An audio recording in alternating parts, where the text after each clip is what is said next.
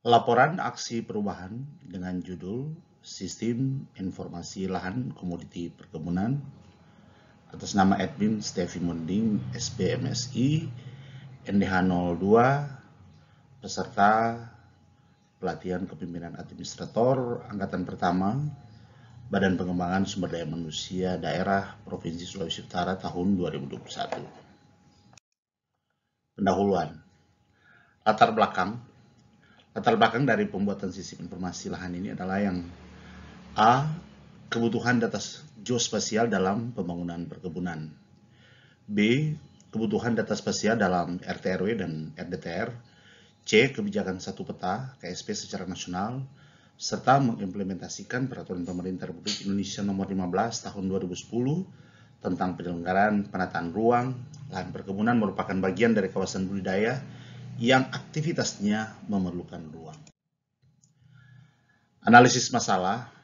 Yang pertama, tugas dan fungsi dari Dinas Perkebunan Daerah Provinsi Sulawesi Utara, yaitu perumusan kebijakan teknis, B. Penyusunan perencanaan, pengkoordinasian, pembinaan, dan pengendalian pelaksanaan tugas, C. Penyelenggaraan urusan pemerintahan dan pelayanan umum di bidang perkebunan, dan D. Pelaksanaan fungsi lain diberikan oleh pimpinan. Sedangkan area fungsi yang bermasalah yaitu pada poin B, penyusunan perencanaan, pengkoordinasian, pembinaan, dan pengendalian pelaksanaan tugas. Area perubahan. Area yang akan dilakukan perubahan yaitu pada penyediaan data lahan perkebunan dalam bentuk data spesial yang disajikan dalam sistem informasi lahan. Kondisi saat ini bahwa data geospasial di Dinas Perkebunan belum tersedia. Bahkan data lahan perkebunan belum terintegrasi, sehingga dibuat suatu inovasi untuk membuat data geospasial, kemudian data geospasial tersebut disajikan dalam sistem informasi lahan berbasis WebGIS dan juga sistem informasi lahan berbasis aplikasi mobile. Dengan demikian kita boleh dapatkan bahwa geospasial itu bisa tersedia, data lahan bisa disajikan dalam sistem informasi lahan, bahkan yang ketiga bisa diintegrasikan dengan keperluan lain. Analisis masalah kita dapatkan dari tugas dan akhirnya setelah dianalisis melalui USG didapatkan bahwa sistem pemelasan perkebunan yang belum tersedia itu menjadi hal yang sangat urgent.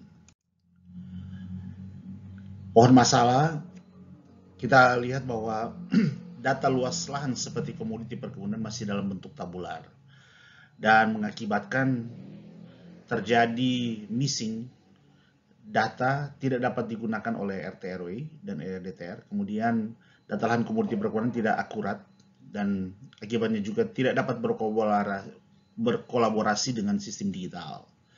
Itu disebabkan oleh tidak ada data, SDM tidak tersedia, dana tidak tersedia, peralatan SIK juga tidak ada. Masalah inilah yang menyebabkan terjadi ketidaktersediaan data geospasial. Tujuan dari aksi perubahan ini yang pertama cukup jangka pendek. Pembuatan data spasial perkebunan menjadi disiapkan dalam waktu singkat ini adalah untuk satu kabupaten, dan yang tujuan yang kedua adalah kita membuat aplikasi sistem informasi lahan berbasis WebGIS dan aplikasi mobile dalam waktu 2 bulan. Tujuan jangka menengah yaitu pembuatan geospasial untuk 10 kabupaten dan diintegrasikan dengan RT/RW RDTR dan dilaksanakan minimal 2 tahun. Sedangkan untuk jangka panjang diharapkan bahwa data spasial di 15 kabupaten kota sudah tersedia dan sudah terintegrasi data geospasial melalui kebijakan satu peta secara nasional. Ini dilaksanakan selama 5 tahun. Manfaat aksi perubahan. Yang pertama, bagi peserta, itu dapat memberikan informasi serta data yang berhubungan dengan ketersediaan sumber daya lahan untuk pengembangan komoditi perkebunan yang ada hubungan dengan tupoksi dari bidang pengolahan lahan dan air. Sedangkan dalam internal organisasi itu bisa digunakan untuk perencanaan penyediaan bibit, rehabilitasi lahan, perluasan areal, pemetaan OPT, dan juga akurasi data dalam satu hamparan lahan perkebunan. serta untuk pemantauan pemanfaatan lahan perkebunan. Sedangkan untuk yang ketiga, eksternal, data geospasial dapat digunakan untuk keperluan RTR, RT/RW, bahkan untuk keperluan investasi dan integrasi secara nasional. Profil kinerja organisasi, misi pemerintah Provinsi Sulawesi Utara ada 7, dan di Dinas Perkebunan menunjang misi pertama, yaitu mewujudkan kemandirian ekonomi dengan memperkuat sektor pertanian dan sumber daya kemaritiman, serta mendorong sektor industri dan jasa. Dinas Perkebunan Daerah Provinsi Utara mengemban misi, yaitu mewujudkan kemandirian ekonomi dengan memperkuat sektor pertanian dan sumber daya kemaritiman, serta mendorong sektor industri dan jasa, sehingga mengeluarkan indikator kinerja utama. Yang pertama adalah meningkatkan produksi dan produktivitas komoditas perkebunan, meningkatkan kesejahteraan petani pekebun, meningkatnya aksesibilitas petani pekebun terhadap pemanfaatan teknologi dan informasi pasar, dan diturunkan menjadi program dan kegiatan. Ada 8 program dan program yang berhubungan dengan pengelolaan lahan dan air, yaitu pada program perluasan areal dan pengelolaan lahan pertanian perkebunan, poin yang ke-6.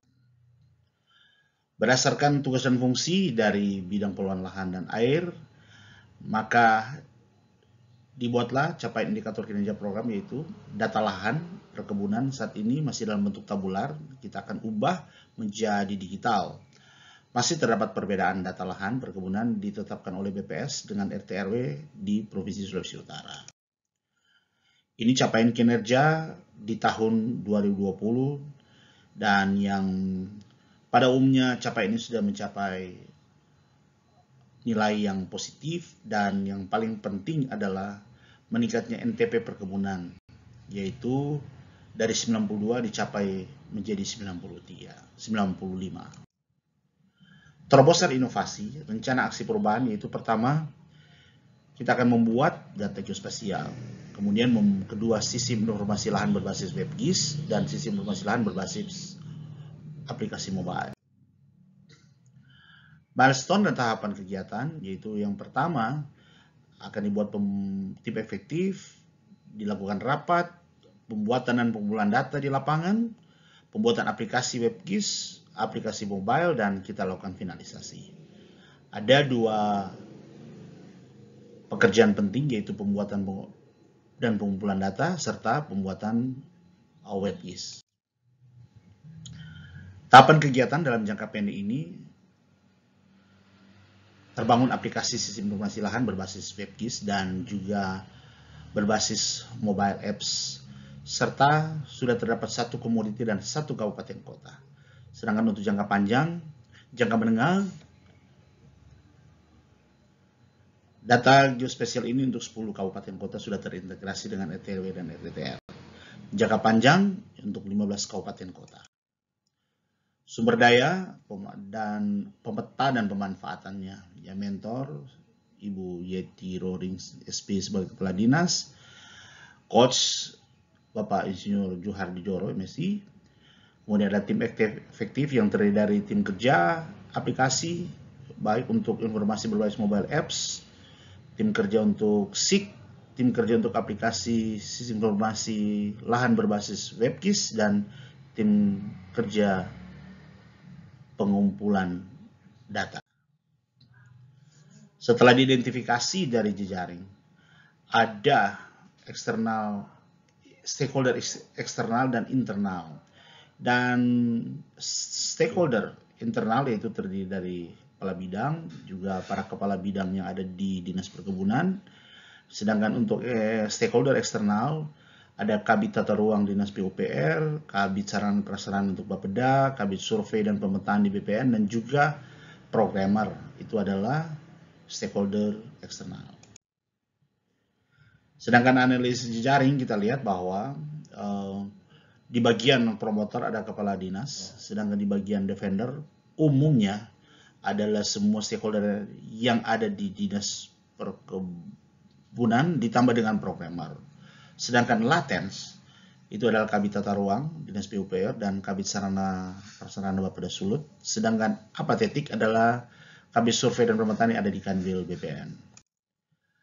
Dengan strategi komunikasi ini, maka sini akan terjadi perubahan dan diharapkan bahwa yang ada di Latens akan berpindah menjadi promotor, demikian juga di Apathetic akan menjadi promotor, karena dari dua stakeholder di bagian Latens dan Apathetic ini juga sangat membutuhkan data yang akan dihasilkan nanti, sehingga mereka juga akan bisa menjadi promotor. Manajemen resiko. Ada kemungkinan-kemungkinan yang bisa terjadi dalam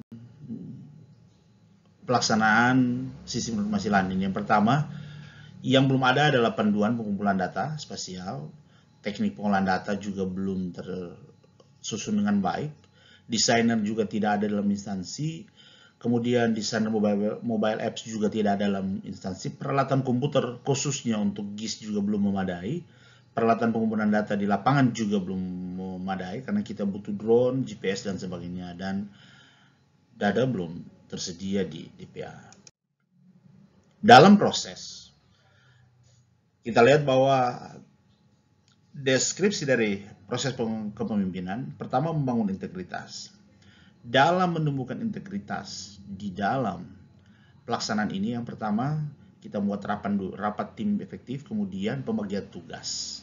Kemudian kita melakukan bimbingan, menanamkan kerjasama dalam pelaksanaan pengumpulan data di lapangan, melakukan pengumpulan data dan memperhatikan standar pedoman guna memperoleh akuntabilitas kinerja organisasi yang lebih baik.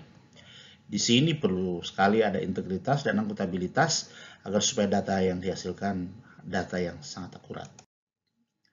Sedangkan untuk pengolahan budaya kerja, di sini dilakukan perubahan budaya kerja yang dulu kita mengambil data di lapangan hanya secara konvensional dengan melakukan wawancara dan sebagainya, dan saat ini kita lakukan secara digital dengan menggunakan berbagai teknologi, terutama menggunakan GPS, drone, serta citra satelit untuk melakukan pengumpulan data di lapangan, sehingga dibutuhkan sumber daya yang matang untuk melakukan pengumpulan data di lapangan. Sedangkan yang kedua adalah memanfaatkan sistem informasi geografi untuk pengolahan data yang biasanya hanya kita lakukan secara manual. Dan ketiga, kita menggunakan sistem informasi lahan untuk penyajian data baik melalui WebGIS dan juga untuk mobile. Sedangkan untuk membangun jejaring kerjasama dan kolaborasi, kita melibatkan Dinas Pekerjaan Umum dan Penataan Ruang, Badan Perencanaan Pembangunan Daerah, serta instansi lain dan pemerintah kabupaten kota untuk membangun jejaring dan kolaborasi.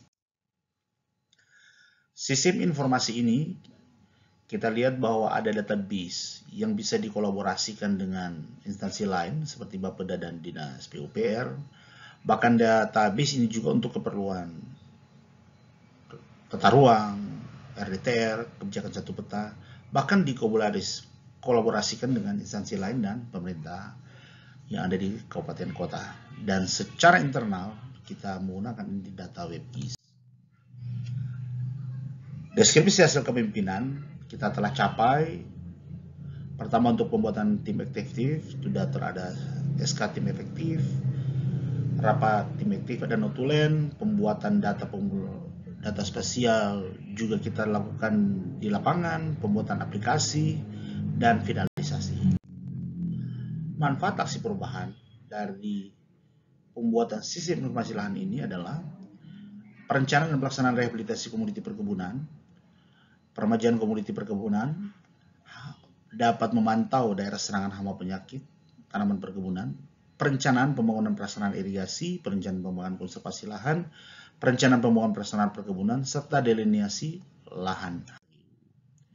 Dalam jangka pendek diharapkan bahwa dalam keberlanjutan dari aksi perubahan ini, aplikasi ini bisa ditambahkan fitur-fitur seperti kelompok tani, NIK, serta keperluan IRDKK.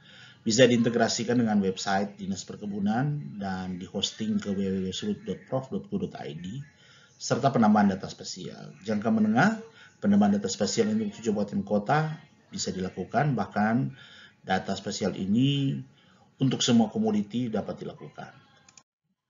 Kesimpulan, Satu, sistem informasi lahan dapat menjawab kebutuhan informasi digital untuk pembangunan perkebunan dari subsistem hulu, on-farm, dan hilir. Ketersediaan data spesial lahan perkebunan dapat membantu kelancaran proses perencanaan berupa penyusunan RT/RW dan RDTR serta kebijakan satu peta. Sistem informasi lahan memberikan informasi untuk kebutuhan investasi. Dan besaran pengembangan sistem informasi lahan ini dapat dilakukan upgrading sesuai dengan kebutuhan. Dan yang kedua, menyiapkan tim pengelola sistem informasi lahan serta dukungan dana. Demikianlah pemaparan. Terima kasih.